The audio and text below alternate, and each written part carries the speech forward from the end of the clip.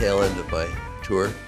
It's probably the best organized book tour I've ever had. I've been doing tours across Canada for 30, 40 years now, and this is probably the best organized one I've ever had. We had 375 people in Vancouver the other night. We had standing room only crowds in Edmonton and Calgary. We had a wonderful group of people in at the Public Library and the Archives in Ottawa, and so the reception has been very, very good. I worked for 3.5 years on this book. It was the hardest book I've ever done and the most demanding, and it took a lot more time than I ever anticipated that it would, but I think in some ways it's my most important book. In this book you will read things you've never read anywhere before. Why did I do this book? In a way, the short answer, it's a wake-up call to Canadians that the whole country's going in the wrong direction, and I spell out in some detail why I believe that to be true. Unlike the bump you get from the Fraser Institute or the Conference Board of Canada or the C.D. Howe Institute, et cetera, everything in my book is sourced. So you can find the footnote and you can see exactly where it came from in case you want to do any follow-up on the stuff that's there. You know, time after time after time, when the C.D. Howe or the Conference Board or Fraser Institute puts out a press release, bang, automatically it's on the front page of the Globe and Mail or the National Post or the Times Colonist or the Vancouver Sun. And what I found incredibly disturbing is that the reporters don't bother to check it. You know, where did this come from? Where did this? Where does this statement that Canada would be a dump if we didn't have American investment here, or where did the statement come from that says the free trade agreement is the? This is the first line of a Globe and Mail editorial. Where did this come from? Canada. The basis of the Canadian economy is the free trade agreement. Which I prove in the book that's absolute nonsense. I did something that nobody else has ever done. I can't understand why some economist hasn't done it before, except so many of the economists in Canada come from the Milton Friedman School of Economics at the University of Chicago. And what we get is a failure to do important studies. What I did is I sat down. I'll tell you what an interesting guy I am, what a charismatic guy I am. I go first thing in the morning to Statistics Canada daily, and that's the first thing I see with my morning coffee. And I look at it, and well, that's interesting, and I print that out, and et cetera, et cetera. And then quite often I go to the OECD right afterwards, and quite often I go to the United Nations right afterwards as well. I couldn't understand why economists in Canada and people who write the economics pages of the Globe and Mail and the National Post didn't figure out that if you really want to know what the impact of the free trade agreement has been, what you should do is you should take the 17 years before the free trade agreement and then take the 17 years after the free trade agreement and compare them. And despite the garbage you get from these institutes that I just named, and by the way, they all have one thing in common. They're all funded by the same people. The banks, the insurance companies, the chartered accountants, the law firms, the coal companies, the oil companies, they all fund these people. And so, of course, you get the same voice coming out of them. So I did a comparison, and I found that in every important economic indicator, I don't know if I can find it here, yeah, here's every important economic indicator, we're worse off after the free trade agreement than before. In our gross domestic product increases, in our GDP increases compared to American increases in GDP, in productivity compared to American increases, in our rates of job creation, in our unemployment rates compared to the OECD averages, in the rates of wage increases, in the increases in personal income, in the increases in family income, and I could go on down a whole long list. Now, so if you have the Globe and Mail tell you in a lead editorial that the free trade agreement is the basis of the Canadian economy, I'd like to insert a swear word, but I won't. They don't know what the heck they're talking about. And what is worse is they're misleading the Canadian people. Why I started this book almost 5 years ago is because I would read the document on Statistics Canada Daily in the morning, and then the next day, when it appeared in the press, it was either not there, or it was a tiny little article this big next to the comic book section, or the comic section, or it was, particularly in the National Post, it was twisted entirely from what Statistics Canada actually said. Well, this reached a point where I just said, you know, Canadians are being misled by their media thanks to the big, quote, think tanks, end of quote, funded by big business in this country. It's as simple as that. And of course, the politicians, a lot of the politicians don't read very much and don't do very much research themselves, and they echo what these organizations tend to repeat. So I got really frustrated by this, and I said, the heck with that. And I knew when I started my research that I would find some pretty awful things. Ladies and gentlemen, I had no idea how awful the stuff that which I'm going to repeat briefly for you, I found was. It was beyond my comprehension. And it was beyond my comprehension that again, I'm going to say what I said before, 95% of what you hear tonight you have not seen anywhere else or read anywhere else. The question then becomes, why is that? Well, there is no major developed country in the world that has the degree of corporate concentration in the media that we have in Canada. There's a chapter in my book on the media, and it follows up what I have just said. There's no other country that I know of, including the United States, that would allow the degree of corporate concentration in the press that we have. I mean, you know, Vancouver is ridiculous. In the print media, what, 76% of it is owned by one company. In Saskatchewan, same thing, it's ridiculous. In New Brunswick, it's ridiculous.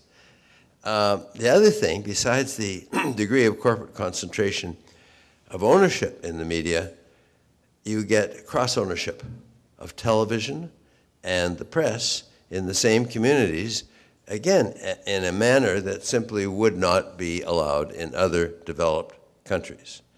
And so what does that say about democracy in Canada and our ability to get accurate information, or at least to have a decent debate about information that comes out? What happens is you get a Conrad Black or an Izzy Asper, and they appoint a very, look, there's nothing wrong with conservatives, God bless them. There's a lot of nice conservatives around.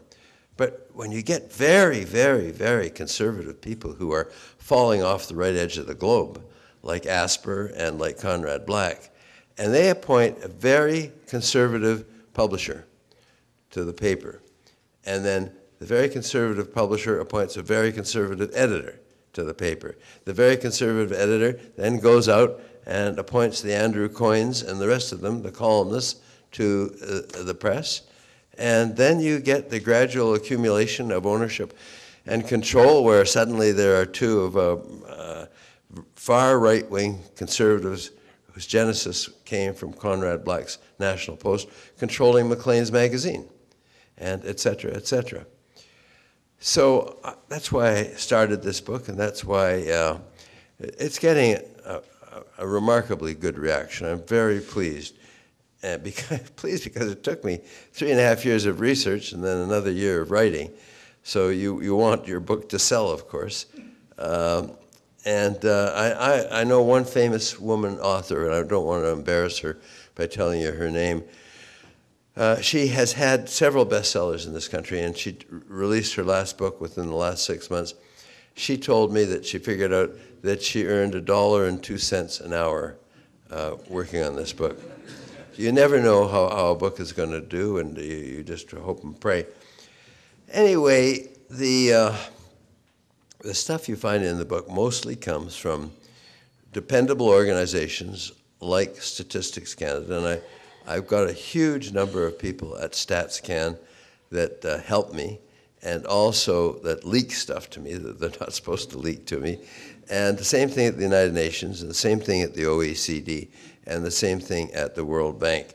So what you'll find in my book is authoritative stuff that you can certainly rely on. For example, my publisher phoned me about, I don't know, 3-4 months before the book came out, and he said, Mel, I need your help. I just got into a terrible argument at a dinner party last night about taxation.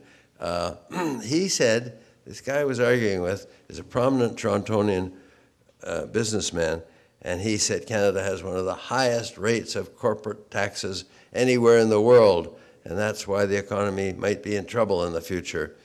And he also said Canada overall has one of the highest rates of tax. Well, of the 30 OECD countries, in terms of corporate taxes now, we're 27th. We have 26 countries have a higher rate of the 30 of corporate taxes than we do, and our corporate taxes are scheduled to go down quite a bit in the next couple of years. Overall, when you consider all taxes, that is GST and property taxes and income taxes and et cetera, we are 21st in terms of total taxation. How many of you here remember 19 years ago the House of Commons passing an all-party unanimous resolution saying that we Canadians are going to abolish child poverty in Canada by the year 2000. How many of you remember that? Okay, pretty well everybody, right? Well, here we are 19 years later, and the rate of child poverty in Canada is exactly the same as it was that year. What does that tell you about our politicians? What does that tell you about the hypocrites in the House of Commons and the party leaders? You know, ladies and gentlemen, during that 19 years, our gross domestic product in Canada more than doubled, increasing by over $900 billion, and we still have the same rate of child poverty as we had back then 19 years ago. And some of the countries in the OECD, you'll find them listed in my book, have rates of child poverty a third of Canada's rate, a quarter of Canada's rate, a fifth of Canada's rate. What does that say about us as a country? And how is it you haven't seen these figures in the newspapers? It tells you an awful lot about the nature of our media. In terms of overall poverty, we are 22nd now. There are 21 countries that have a lower rate of the 30 countries, a lower rate of family and child poverty than Canada. We have one of the highest rates of poverty. So if we have a high rate of poverty, what do you think about our social spending in this country? Would you say that our social spending should be commensurate with the fact that we've got such a high rate of poverty? Well, good old Stephen Harper said not so long ago, well, we have welfare and social spending in this country like a Northern European socialist state, he said. If you read my book, you'll find that of the 30 OECD countries where we've got so much poverty in Canada, we're 25th in terms of social spending. There are 24 countries that spend more than we do as a percentage of gross domestic product. Why do you think we've got so much poverty in this country? I mean, look at the papers, you see all the new condos, et cetera, everything seems to be okay, but 21% of all the jobs in Canada are officially classified as low-paid jobs. What's a low-paid job? I'll tell you what a low-paid job is. It's where you can't properly feed your children. You can't properly clothe your children. You can't properly offer properly heated home for your children. Compared to the 21% of low-paid jobs in Canada, in Europe it's only 8 to 12%. Well now, Mr. Hurtig, what about our EI program, ridiculously called employment insurance now, that used to be called unemployment insurance?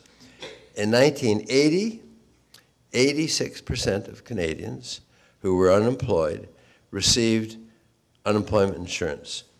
Today, it's under 40%, less than half.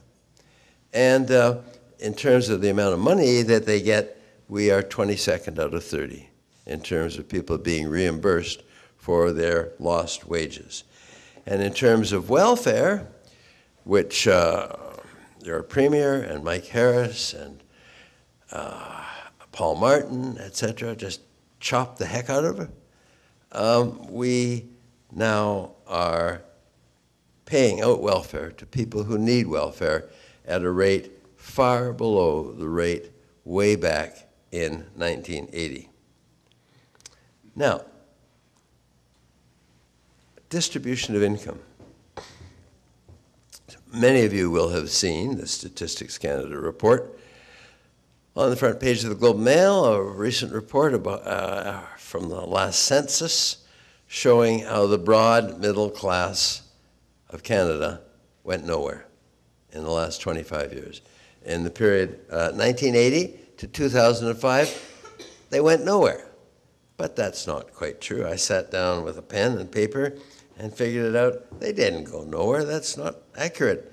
They actually increased their income, family income, over the last 25 years by the grand total of $2.12 a year. $2.12 a year. A friend of mine, an economist down east, did some calculations, and he says that in Canada, the average CEO now will go into his office on the first working day of the year, January the 2nd, and by the time he has his morning coffee, he will have already earned more than an average Canadian worker earns during the entire course of the year. In distribution of income, we're 40th, ladies and gentlemen, in terms of the fairness. If you take the bottom 10% and compare it to the top 10%, or take the bottom 20% and compare it to the top 20%, there are 39 other countries in the world, almost every one of the OECD countries, except the United States, of course, that has a fairer distribution of income than Canada does. So during this period of time, what happened with good old big business Canada, corporate Canada? In 1992, corporate Canada, in their profits, took 4.7% of GDP in 92. Today, they don't take 4.7%, they take 16%. So if they've gone from 4.7 to 16%, who is it that's getting less? Well, the workers of the country are getting less. As corporate profits in Canada went up on a graph like this, wages for average working people, it's a perfect X, like this and like this. Wages for average people just disappeared. We've had 4 years now of all-time record corporate profits. We've got to give the corporations credit. Tom DeQuino and the Canadian Council of Chief Executives and all those guys, they convinced Brian Mulroney to lower corporate taxes. They also convinced Jean Chrétien to lower corporate taxes. They also convinced Paul Martin to lower corporate taxes, and they have also convinced Stephen Harper to lower corporate taxes. So, what do you think? What do you think they do with their profits? What should they be doing with their profits? Everybody knows that we live in an increasingly competitive world. China, India, Brazil, Indonesia, etc. I mean, it's a mantra now. We've got to increase our productivity if we can sustain our position in the world and have a decent economy for young people to grow up in. And how do you increase your productivity? You do something called research and development. You buy new machinery and equipment, and you become very innovative. So what has happened to the corporate profits that I just talked about? Well, about at least half of them have left the country for places called Bermuda, the Bahamas, Liechtenstein, the Cayman Islands, etc., etc. In other words, for tax havens. And among the leading people sending their money out of the country to tax havens is none other than our good, loyal, patriotic Canadian banks. Now, did big business in Canada, Tom DeQuino and buddies, invest in new machinery and equipment with their record profits? 20th out of 30 countries in terms of investing. And this is as the value of the Canadian dollar increased, making it easier to buy new machinery and equipment. They're 20th. What about research and development? If you want to be competitive, you've got to do research and development. Of the 30 OECD countries, we are 25th now in R&D. And what about patents? Patents per million people? Good old Canada is 30th. This is amazing. As corporate profits went up like this, productivity went down like this. What we were told over and over again is, Jack Mintz and the boys, we've got to reduce corporate taxes so that we can become more productive. And all you have to do is, again, a perfect X. Corporate taxes go like this. No, it's not a perfect X. Corporate taxes go like this, and productivity goes like this at the same time. The World Economic Forum brings out a report every year telling us about how Canada is doing, and as corporate taxes have gone down, this is hilarious, as corporate taxes have gone straight downhill, our competitiveness has gone from we're 3rd in the world, 5th in the world, 8th in the world, and where are we now? 13th in the world, as corporate taxes went downhill. Well, going through the book, just before I sent the manuscript into Toronto, I came across some stuff that came from the United Nations in a brand new publication, and I checked it, and I read it, and I made some long-distance phone calls to New York and to some friends of mine in education, in the Dean of Education at York University, and the president of Simon Fraser University, who's a friend as well. And try this for size. In an increasingly competitive world, public expenditure on education in Canada in the 5-year period leading up to 1908, we were 57th in the world. 57th in the world in our spending on education. You know, what does that bode for the future? We already know that we're not producing enough PhDs at the post-secondary level. We already know that, well, here's my friend Indira, the president of the University of Alberta, just gave me these figures.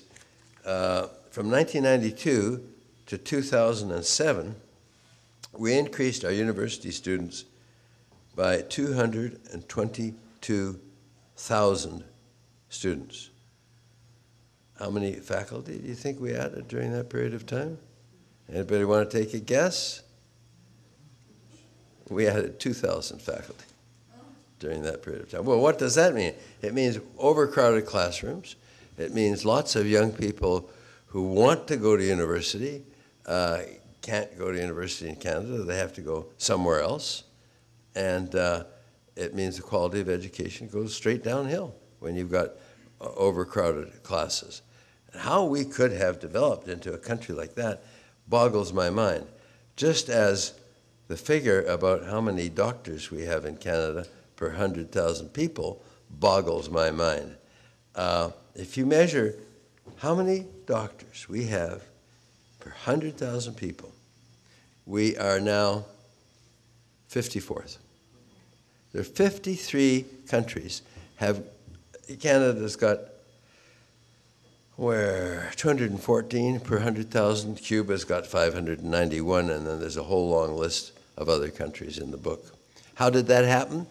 Well, some geniuses, one of whom was located in the city of Vancouver, got together with deputy ministers and ministers of health and decided the best way to curtail healthcare spending is by cutting off enrollments at medical schools.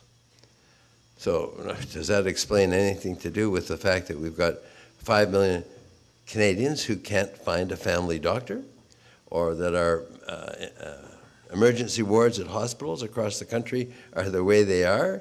How people could make a stupid mistake like that is totally beyond me. Now, you know, Mr. Hurtig has been talking about excessive degrees of foreign ownership and foreign control for at least 30 years now, since the days of the Committee for an Independent Canada. Canada has sold itself out under poor political leadership in a manner that the citizens of no other developed country in the world would dream of tolerating. There are 36 different areas of the Canadian economy: the chemical industry, the rubber industry, the manufacturing industry, the oil and gas industry, etc., that are foreign-owned and foreign-controlled now. And you know from what you've heard about in the last few years, if that's for me, I'm not here. You know all about the Canadian companies that have been taken over in the last couple of years. Brian Mulroney abolished the Foreign Investment Review Agency 23 years ago and instead put in something called a Mickey Mouse organization called Investment Canada. Now, Investment Canada, the best thing we could ever do with Investment Canada would be to dump it in the Ottawa River.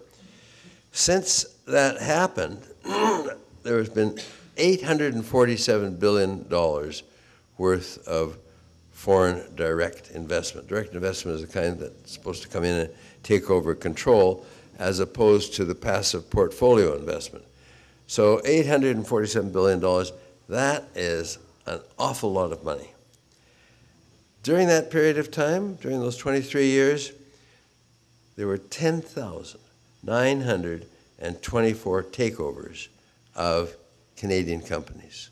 And you know the names of many of them. I want somebody here who hasn't read my book, or who hasn't heard me on the radio within the last month.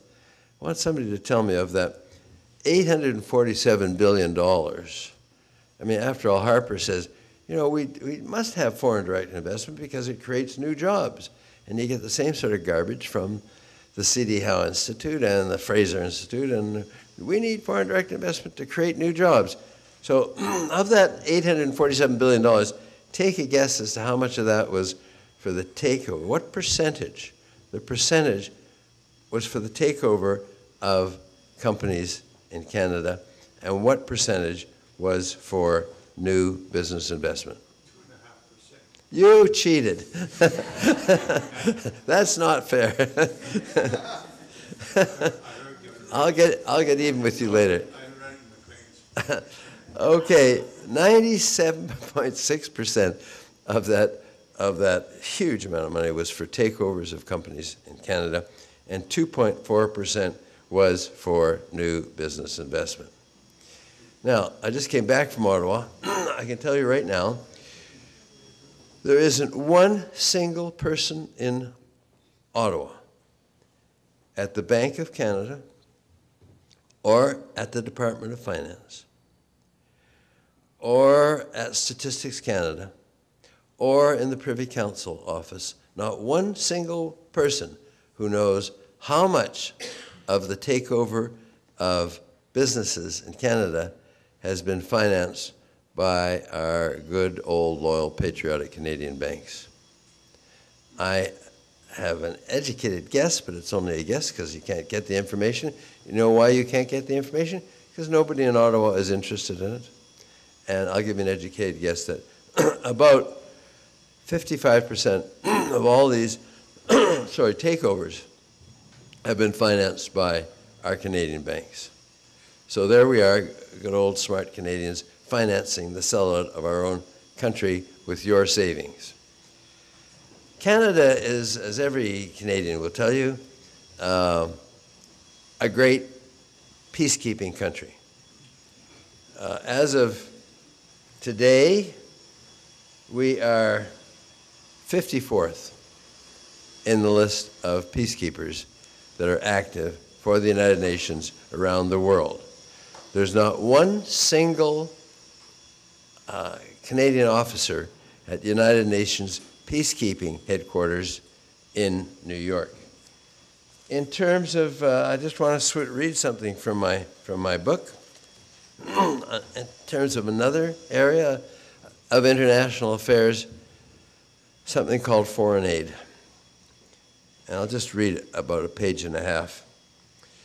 Before we go on to look at Canada's truly dismal foreign aid record, let's consider what needs to be done and what adequate levels of foreign aid can accomplish.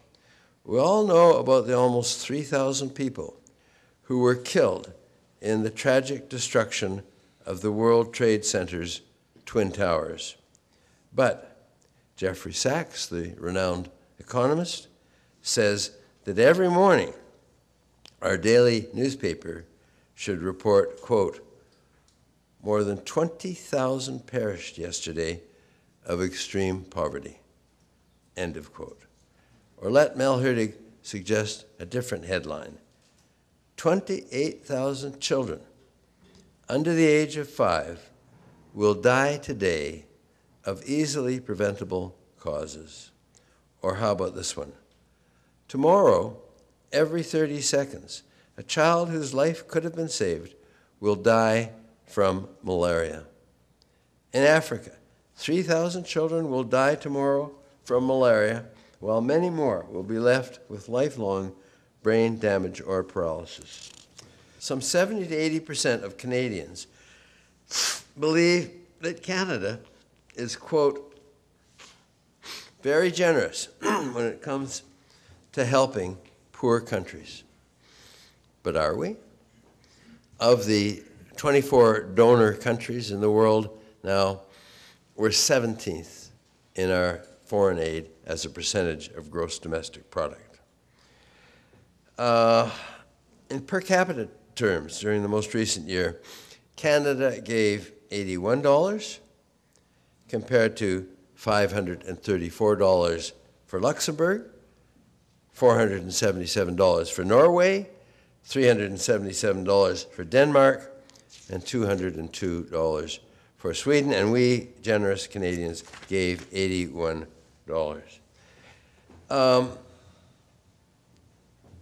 Meanwhile, polls show that a majority of Americans believe that the U.S. foreign aid should be reduced.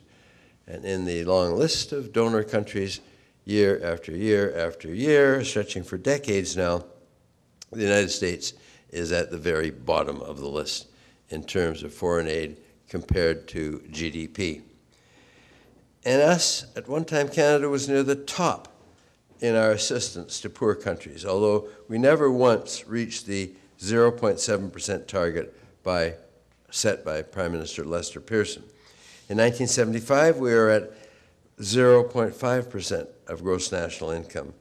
The year before Paul Martin became the finance minister, Canada's assistance as a percentage of gross national income was 0.464%. 0.46%. Then Paul Martin, who spent much of his career talking about poverty and talking about our responsibility to help the less fortunate, then Paul Martin went to work. The man whose plaintive pleas for the world's poor permeated his political career, cut our aid all the way down to only 0.22%. Late in 2005, the Irish rock star and anti-poverty crusader Bono, referring to Paul Martin's failure to live up to his promises regarding foreign aid, said, "I'm personally not just disappointed, I am crushed. And Bono said, I can't believe that Canada has become such a laggard. Some of you may have seen the story on the front pages of some of our newspapers. Fortunately, they put it on the front pages about how Canada was considering withdrawing its application to have a seat on the Security Council at the United Nations. Well, in some ways, it's our turn. We haven't been there since, I don't know, what 1990 or 1991, and we had indicated our feeling way back then that we would like to apply it this year. Why do you think we are thinking of withdrawing our application and probably will withdraw our application? Pretty simple, because there's no way in the world that people will vote for us. Because given our record on climate change, given our record on foreign aid, given our record on the fissile materials treaty, given our record on the weaponization of space, given our record on a whole bunch of areas where at once we were really active and in the forefront. Look what we did, for instance, on the Lloyd Axworthy did on the, with some other great people, on the landmines treaty. They won't vote for us. And it'll be a huge embarrassment when instead of Canada getting elected, it'll be Germany or Portugal instead. So anyway, guys, that's why I wrote my book. I wrote my book to give you information that, by and large, has not been available elsewhere. It is meant to be a wake-up call, because if we continue to go in the direction that we have been going, we are going to be in very, very serious trouble. Now, I'm going to close by giving you a piece of good news. It's about time, eh? I'll have a sip of water first. About 3 years ago, Jean Chrétien astonished everybody in the Liberal Party and in Ottawa and in the press gallery by bringing in new legislation curtailing the ability of corporations and trade unions to finance politics in this country. Which, by the way, it's exactly the reverse of the direction that the Americans are going in this coming election in November in the U.S. They'll be spending over $1 billion, all-time record by far. And of course, where do you think most of that money comes from? It comes from big corporations, of course. And by the way, Mr. Obama, here's $10 million.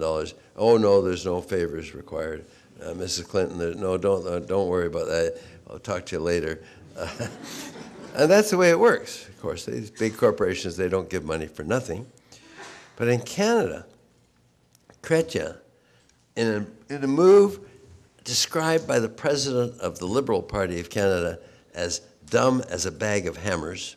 Do you remember him saying that? Brought this legislation in.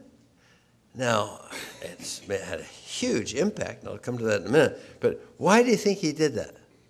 I mean, after all, this was the man who spent all of his life having $10,000 a plate dinner parties and $5,000 a drink cocktail parties across the country. And the Liberal, look, I was a member of the Liberal Party from 1976 to 73. I left because I couldn't stand the corruption that I found in the party.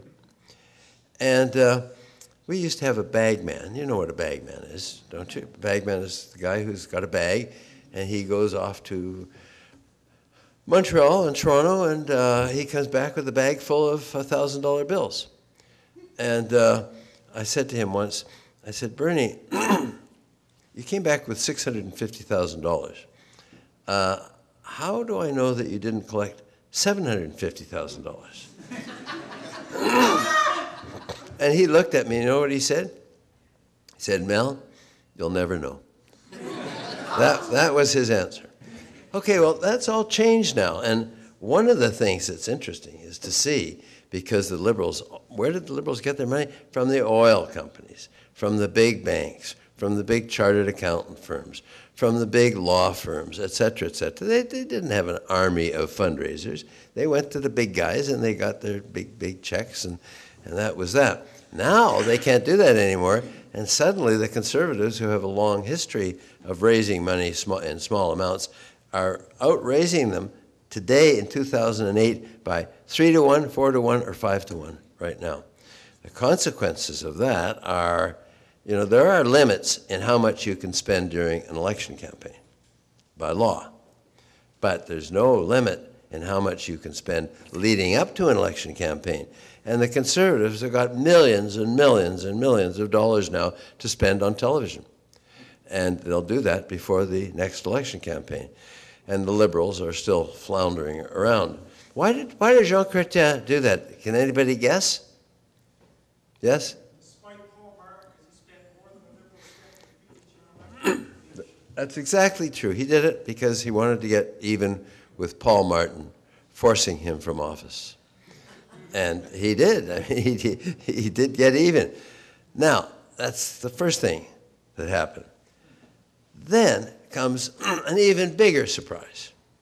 Stephen Harper comes in and toughens up the legislation. Whereas under Chrétien, the corporations could give, what was it, 3,000, 5,000 or something like that, you know, peanuts compared to what they used to give. Now they can give $1,100. And again, everybody is astonished, especially because Stephen Harper was the man who was the head of the National Citizens Coalition, took Ottawa to court 3 times so that third parties could go in there and spend as much as they want. And even Stephen Harper now has outlawed third-party spending. There's some really good news, ladies and gentlemen. I can't emphasize enough how important that is. A little bit of bad news interjected before I go on to the next little thing, but try this for size. And don't you answer now. Try this for size. What percentage of adult Canadians made a donation to any political party during the 2006 federal election? Take a guess. 2006? Yeah, 2006 election. What percentage made a donation to any political party? 1%. What? 1%. Who said that? Me. Wait, wouldn't you consider that to be incredibly low? If I donate to something you don't trust. All right, I hate you. It was 0.75% of Canadians. Less than 1% of adult Canadians made a donation to any political party. Now, what does that tell you? What does that tell you? 80% of Canadians have never belonged to any political party in their life. They're fed up with politics. Well, they're fed up because they're cynical because of the terrible things that happened during the Mulroney years. They're cynical because of the terrible things that happened in the Chrétien years, the Martin years, and the terrible things that are happening now with Harper. But if Canadians decide not to get involved in the political process, you do leave it up to the big banks and the big law firms and the big oil companies and the rest of them to be the presence in Ottawa in lobbying and in other ways and in maybe favors as well to convince the people in power to produce the kind of crappy legislation that they've produced in recent years relating to corporate taxes and a whole bunch of other things, corporate concentration as well. I just will end by 2 things. First of all, Canadians have to get involved in politics. They absolutely must. We have not taught our young people in this country how to go out and get involved in the political process. And we've done a terrible job of doing that, both at the high school level and in the early years of university. The last 2 federal elections, fewer than 1 out of every 4 eligible young people aged 18 to 24 voted, even bothered to vote in a federal election. Now, what we could do to change that, and in my opinion, the absolute certain way in which we could save this country and turn it around and revitalize it. What do we got here? We've got this enormous country. People from Asia who drive between Edmonton and Winnipeg, for example, or Calgary and Regina. They can't believe the space that we have in this country. They can't believe the natural resources we have in this country. They can't believe the water that we have in this country. We have a relatively well-educated population. We've got wonderful scenery, our gorgeous mountains, our three-ocean coastline, and we're blowing it. We're just blowing it. And to change that, what do we need? I'll tell you what we need. We need greater participation by people in political parties. Look, the Council of Canadians is wonderful. The Sierra Club is wonderful.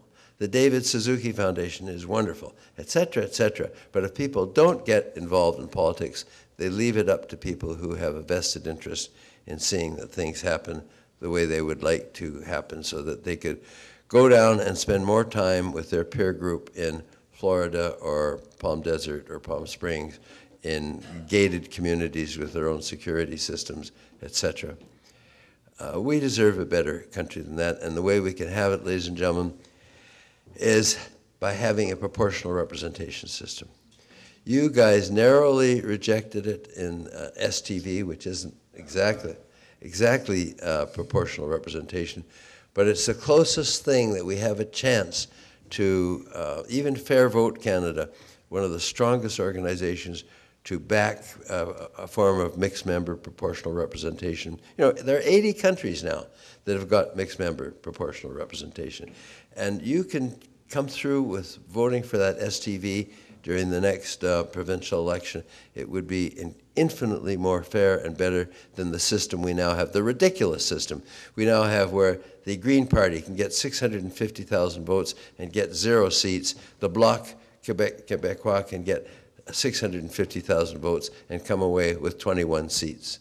What does that got to do with democracy and with fairness?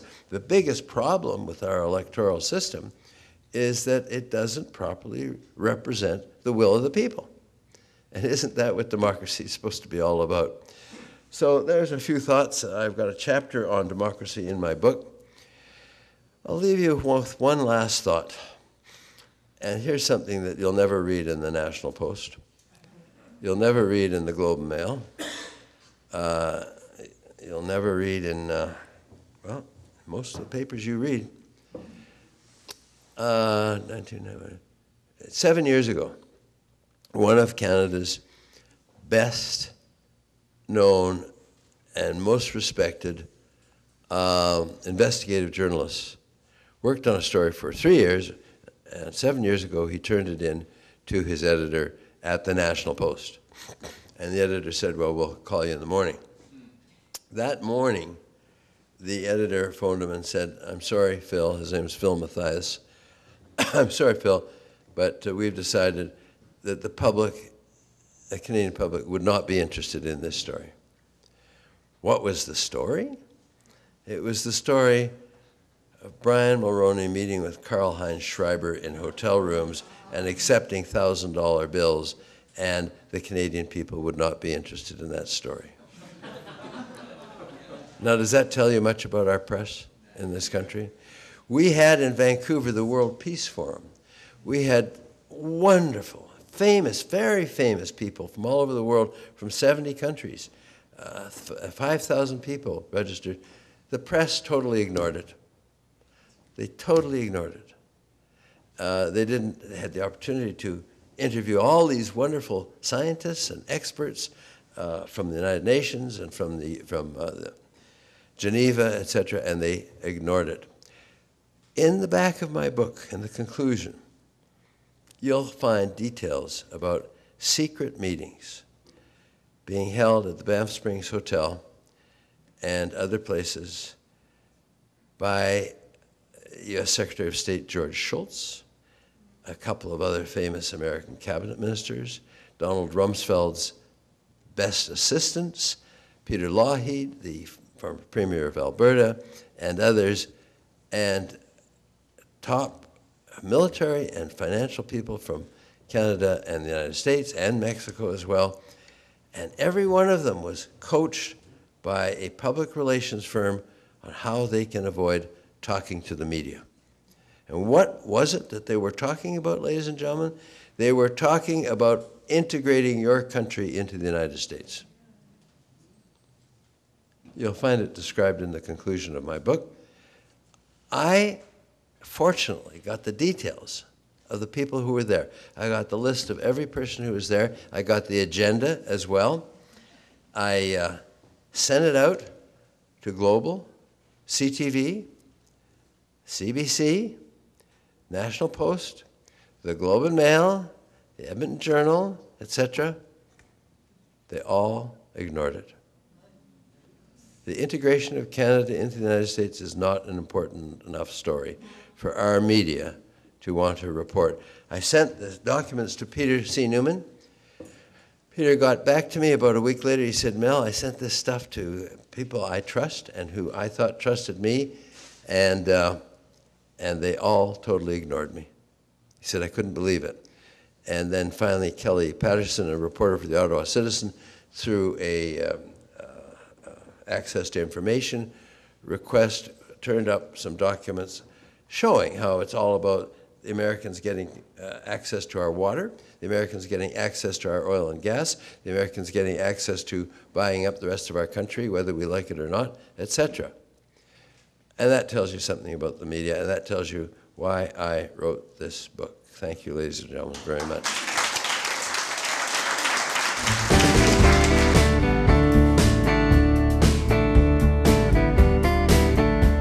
Well, you know, what is happening in Alberta is scandalous. I don't know if any of you have driven the Banff-Jasper Highway recently, but if you know the highway at all, you'll see how incredibly those glaciers have shrunk in the last few years.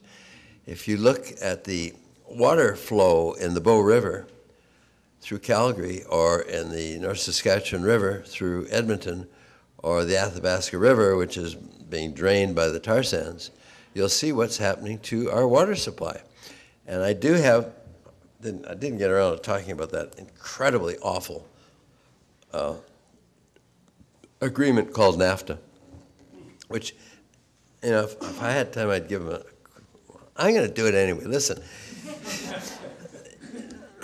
NAFTA, it's beyond my imagination how any Canadians who care about our country could ever have signed that NAFTA agreement.